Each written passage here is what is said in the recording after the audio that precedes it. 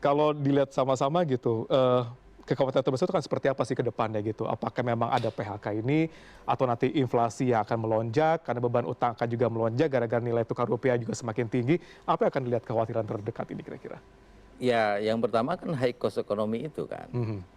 Kalau kita lihat dari sisi moneternya, manufaktur kita ini jadi anak kedua ini.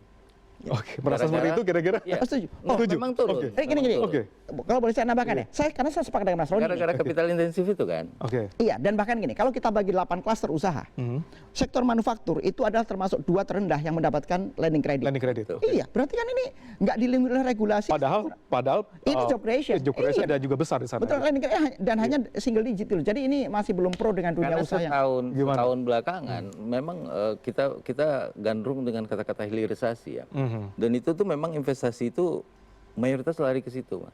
Dan as we know, hilirisasi ini kapital intensif. Teknologi tinggi gitu kan. Infrastruktur juga Semuanya harus, ya. butuh teknologi tinggi dan serapan tenaga kerjanya nggak terlalu banyak, dan itu pun kalau menyerap tenaga kerja itu harus high skill gitu. Sementara manufaktur itu padat karya window Iya, gitu padat loh. karya. Dan mereka tuh concern ke situ hilirisasi. Dan udah lama memang gitu, bahkan sebagian orang, mungkin saya juga melihat sinyal ada bahasa ekonomi itu adalah premature deindustrialization gitu, karena kontribusi sektor manufaktur kita mulai menurun, bulan April juga PMI-nya menurun, kita takutnya ke depan ini menjadi tren, dan ini yang kita takutkan. Sementara kualitas pertumbuhan ekonomi, sejarah ekonomi mengatakan seluruh dunia seperti itu, ditentukan oleh sektor manufakturnya gitu loh. Kalau kita mulai beralih ke sektor jasa, itu manufakturnya harus matang dulu baru kita lari ke jasa, services. Nah, sektor manufaktur kita itu belum matang, lagi berkembang, lalu pemerintah itu teralihkan ke nikel pertama ya, itu 10 tahun sebelumnya.